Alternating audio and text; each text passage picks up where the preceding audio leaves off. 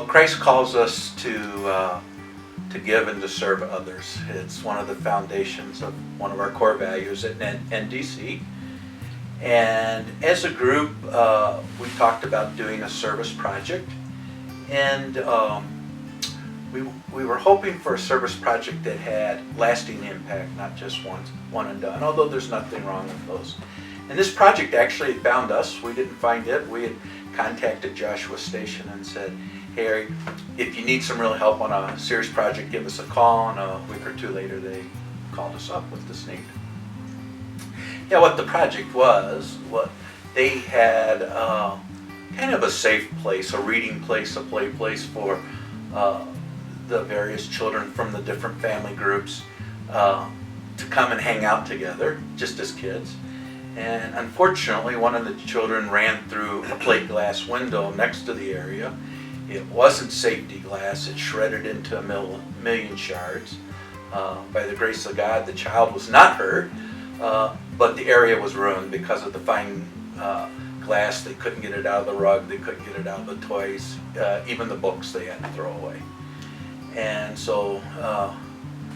So Mike emailed the group, and we had, because we had been wanting to do something at Joshua Station in particular, and Mike emailed the group, and we,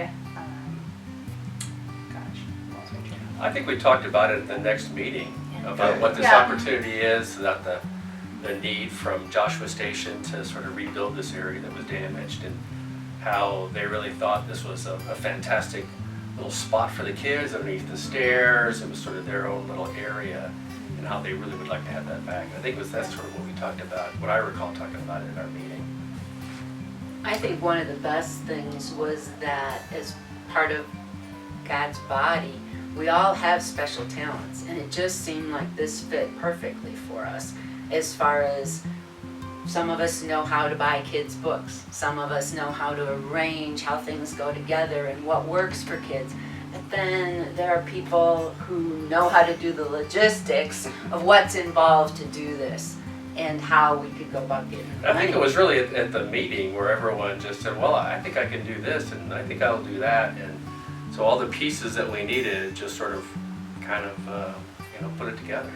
And Dominga is an educator, so she knew what the kids would like and what ages, and it was just so much fun. And so then as we're displaying and putting things out, there were two children that were in the area, and we pulled out one of the books to put up on the display, and her eyes got so big, and she just said, Coco! It was like we were making Christmas for them in the middle of February, and it just worked out really well, and we were even under budget, which was a great thing, and it just came to life. Yeah, it's just impossible for me to imagine to be homeless, but to be homeless with the family, it's not conceivable. And when you go to Joshua Station and you see this environment that people have created, where people that haven't had safety and comfort, just a roof over their head, all of a sudden it's reintroduced to them and give them a chance to start over again. It's really heartwarming, and we all want to do good works, but speaking for myself, we find reasons not to do them. There's always roadblocks, and so when you're working with a group with different gifts, the roadblocks disappear.